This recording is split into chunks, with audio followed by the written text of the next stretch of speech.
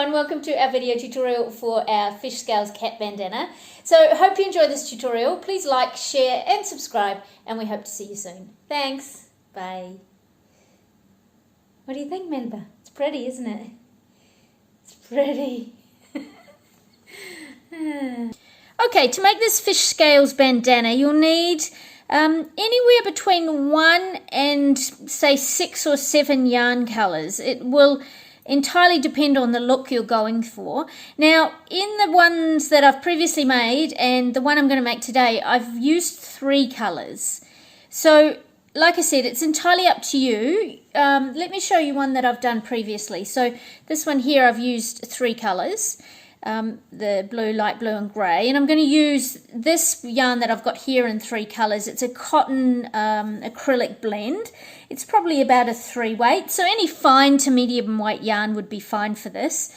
Yeah, like I said, 3 colours in a cotton acrylic blend. This one here is a wool acrylic blend in a slightly finer yarn actually than this one, but it's still going to work out. It's still going to work out fine. So yeah, this one here has got 1, 2, 3, 4, 5, 6 layers. So in theory, you could have at least 6 colours. If you added an extra layer here, if your cat is larger or the yarn you're using is finer, then you know, you could have perhaps up to 7 colours. Say rainbow colours would be really, really pretty.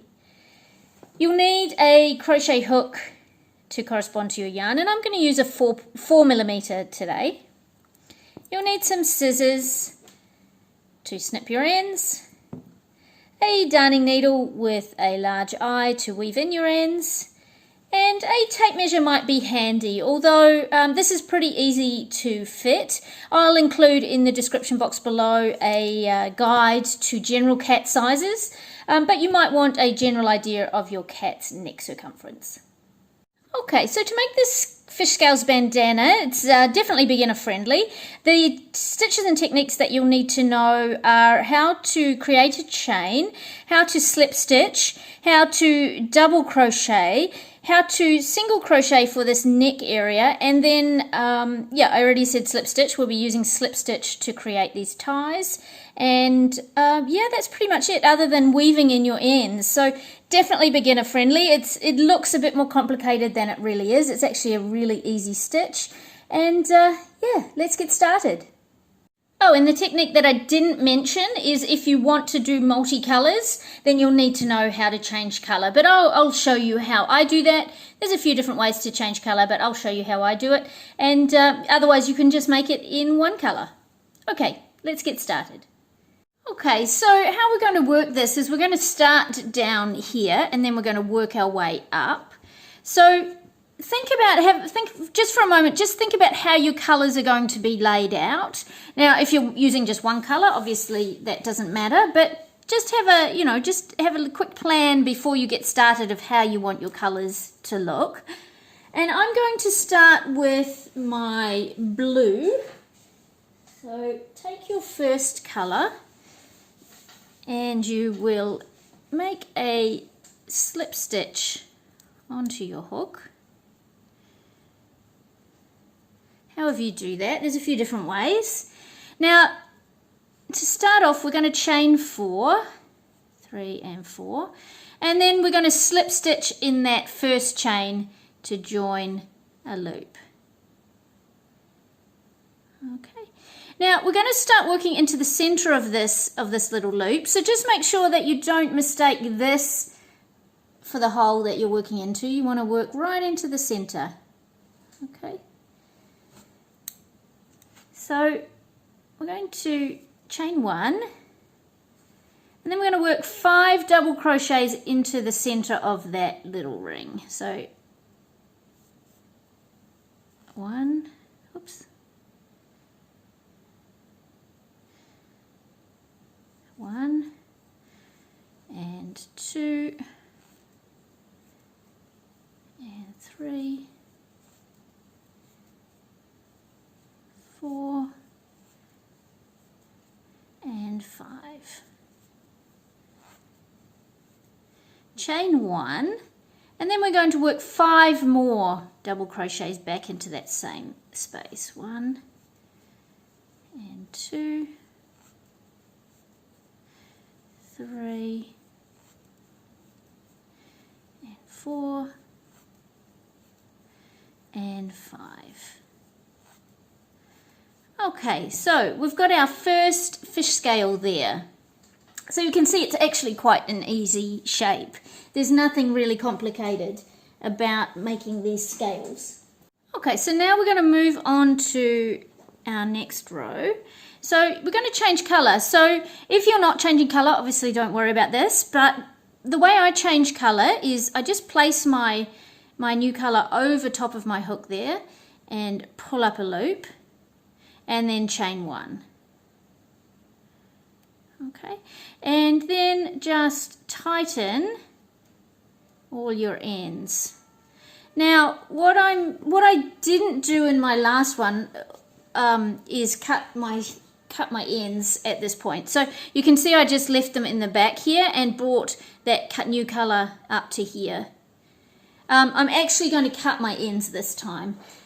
So I'm just going to snip off my blue. Now you can do it either way. Just means if you just bring your colour with you, if you don't snip it off and you just bring it with you into the next row of that colour, you'll have less ends to weave in. But it's actually just a bit easier for me with demonstrating that I chop the ends and I haven't got so many ends to work with. So I'm just going to tighten that. Now you've chained your 1, and what I would tend to do here is chain an extra 1. Just when you change colour, it just gives you a little bit of extra height. So just chain an extra 1. If you're not changing colour, just chain 1. Okay, so now locate that last stitch in your scales, and we're going to place a double crochet in there, and then we're going to chain 1. And then we're going to place a second double crochet back into that same stitch. So what this second row is actually just creating the structure for the next row of scales. Now perhaps I'll show you on the back of my previous one. So we've got this row of scales, but it has to be supported by something. So it's going to be supported by, you can just see some of these supports here in the back. Okay, the other ones are worked into the scale, but that's what we're going to do for this second row and every second row. Okay, so I've got my first little V there, and that provides me with 2 posts that I'm going to work my scale onto in the next row. Okay, so chain 1 and then work a double crochet into the center of that scale from the previous row. Then chain 1, and then we're just going to repeat this process here. So in this first stitch of your previous scale, you're going to place a double crochet, chain 1, and then double crochet back into that same stitch.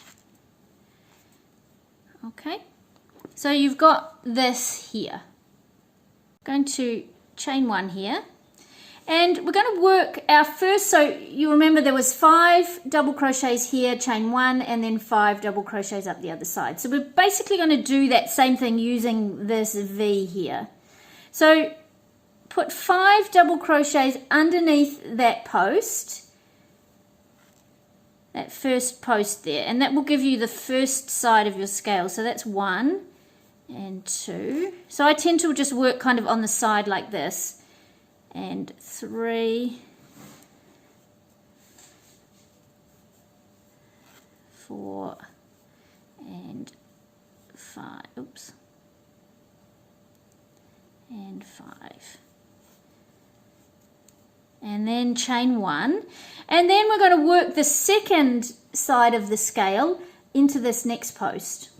So what I do is I turn the work around and I just work under the post from here. So you can sort of fold it over if that helps, and then just work into that second post. So that's 2 and 3.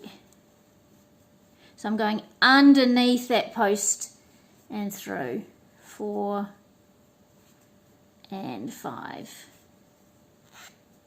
So that gives us the first of 2 shells in this row. Okay, now we're going to anchor this edge of the scale to the center double crochet here. So we're going to slip stitch into the back of it. Now you could try slip stitching into the front, but it's a bit tricky. So you're best to slip stitch from the back, and that will anchor your first scale. Okay. And then we're just going to repeat what we've just done using this second V here. So yarn over, work into that first post, 5 double crochets, 1 and 2, 3, 4 and 5, chain 1. Now in this second post, you'll work into both the post and the chain, both that double crochet and the chain. So work underneath both of them and work your 5 double crochets along that other side. 2, 3, and 4, and 5. Okay, so there's our, what's technically our row 3, but our second row of fish scales. Okay, so now we're going to work, let me just put those together so you don't see the one underneath. There we go. So we're going to now change colour again if you're changing colour. So take your third colour. For me it's this cream, and change your colour again. So I'm going to pull up a loop. I'm going to snip off my coral end just to make it a bit easier for the demonstration. And then I'm going to just pull everything nice and tight there. I'm going to chain an extra one just to give me that little bit of extra height here.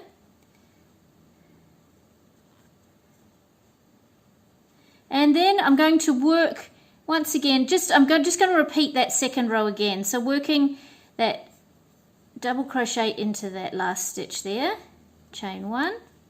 So we're creating the, the posts, the structure for our next row of fish scales. And then we're moving along to the center, so chain 1 and then double crochet into that center of the first scale, chain 1.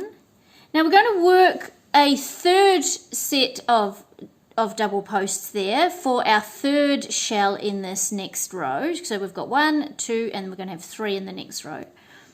So we're going to work one of those V stitches in the center here. So it doesn't matter exactly where you work it, but just work it somewhere into the center there, in between those 2 scales from the previous row, chain 1, and then work your your second double crochet into the center there. So you've got a V, chain 1, double crochet times 1 into that center space, chain 1, and then in that first stitch there, or last stitch, however you look at it, place another V, chain 1, and the second one. So once again we've got that structure that will work back along to place our scales on top of. So chain 1, working your 5 double crochets into that first post, underneath the first post, 1 and 2 and 3, 4, 4 and 5, chain 1, working along the other side with the second post. So I'm just turning my work, working underneath the second post, 1 and 2, 3, 4 and 5. So we're just repeating what we did previously. We'll slip stitch into the back of that next double crochet, and then we'll move on and do our second scale. So turning your work again, work into or under that next post, 5 double crochets. Oh, this one's really spitting. 2 and 3,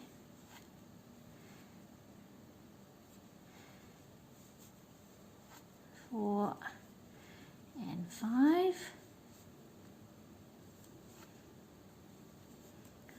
chain 1, and then turn around and work into that second post to create the second side of your scale. 1 and 2, 3 and 4. Anchor that second scale with a slip stitch, and then finish off with your third scale on in this round or this row. So 1 and 2,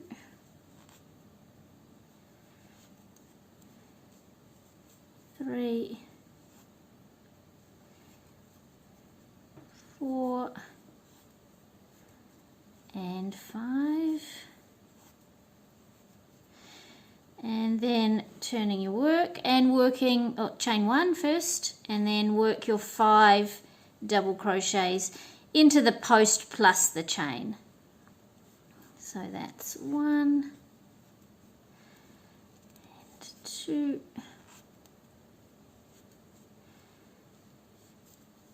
3, 4 and 5. So that's the, really split, and 5. So that's the pattern that you'll work to create your next rows. Now these will all sort of fold up, and you can finish, like you can, you know, tidy those all up at the end. So don't worry about it now. They will sort of fold up a little bit.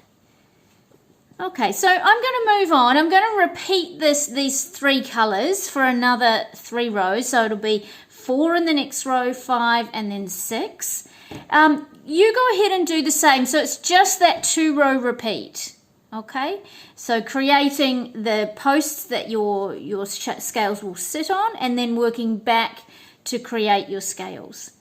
So I'm going to leave you here, and I'm going to work my next 3 rows, or next 6 rows technically, but my next 3 rows of fish scales, and I'll see you, I'll meet you there. Okay, so I've just finished my last row there. So now we're going to, from here, we're going to create the ties, and that's a really simple process. So you could change colour if you wanted to here again. I'm not going to, I'm just going to keep with my cream. Now, what you'll do from here is you're just going to chain to the length that you need, 3, 4, 5. So you're just going to chain to the length that you need for your tie. So this one here I did in this wool and the yarn, this yarn and the hook size that I used previously, I chained 60 chains. Now this is slightly larger hook size and larger yarn, so I'm going to probably go to about 50 chains, but you chain however many you want, and it'll depend if you want to be able to tie a little bow behind the neck, or you want just a, just a simple knot. So go ahead and chain to the length that you need, and I'll meet you once I've done mine. Okay, so I've chained 50 there, and I think that's going to be plenty for Melba's neck circumference, plus enough to tie a little bow, and bearing in mind we'll be doing the same on the other side. So just chain 1 as a turning chain, and then we're just going to slip stitch all the way down the length of the chain to create our first tie. So you go ahead and finish that off, and I'll meet you once we get back down to here. Okay, so I'm at my edge here. Now we're just going to place single crochets along this top edge here, just evenly spaced. So place them wherever sort of works for you. There's obviously no stitches, so there's no exact place to put them. But just place evenly spaced single crochets along this top edge until you get across to the other side, and then of course we're going to create the second tie. So I'm going to do that, and you go ahead and do the same, and I'll meet you once I've done my second tie. So once you get to at the end here, you'll just do exactly the same as what you did for your first tie. You'll chain the same number, and then you'll slip stitch down, and we'll come back and I'll meet you here, and we'll finish off the project together. Okay, I'm just placing my last slip stitch into the second tie, and then to anchor this tie we're just going to slip stitch into the side here, and then yarn over, pull through, and snip off your end enough to weave in. And now of course we've just got all these ends to weave in. Now what you can do if you want to is you can make little simple knots in some of them that are close together. Otherwise you can just weave them in and secure them at the back there. So I'm just going to go ahead and do all that. Now I'm going to assume that you pretty much know how to weave in an end, but let's just show you with perhaps this last tail end that we just had. Let me just thread my needle there. So you'll just weave it in along under the back. So weave it into, double crochets are usually pretty easy to weave into, so just weave it into the back, going under a few stitches there. And then I'll just go a few more. I'm actually coming in, these are under the single crochets there along the neckline.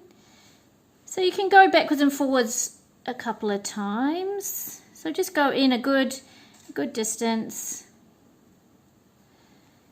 and then double back, just not exactly where you've come from, or you can just change direction and go in. Maybe I can go in under all these double crochets here.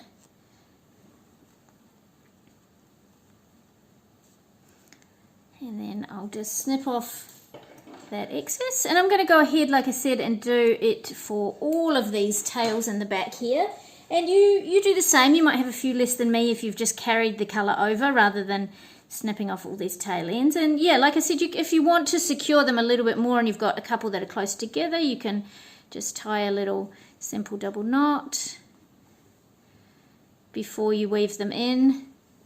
That's just optional. You don't really need to do that. For me, if you weave them in well enough, they'll be generally secure enough. So you go ahead and finish that off, and I'll meet you once I've done mine. Okay, so I've woven in all my ends in the back there, so it's all done. So I hope you've enjoyed this tutorial. I think this effect is just super pretty. I love this fish scales effect. And what I didn't mention is, yeah, now at the end you can just go and flatten out your fish scales, because sometimes they will curl up at the ends, but you can just flatten them out and they should sit pretty well. So yeah, congratulations, well done on finishing your bandana, and I'd love to see photos of your cat wearing his or her bandana, so please send those along to catventurous.community@gmail.com, or you can tag us on social media at catventurous.crochet. So thanks very much for being here, and I hope to see you soon. Thanks. Bye. Hi everyone, welcome to our video tutorial for our fish scales cat bandana that you can see Melba reluctantly modelling here. Oh, Melba. Oh, baby, really? Is it that bad? Hi everyone, welcome to our video tutorial for this fish scales cat bandana that you can see Melba modelling here. So I hope you enjoy this tutorial. Please like, share and subscribe. And I hope to see you soon. Thanks. Bye. Thanks, Melba. Hi everyone, welcome to our video tutorial for this fish scales cat bandana that you can see Melba reluctantly modelling here. Okay.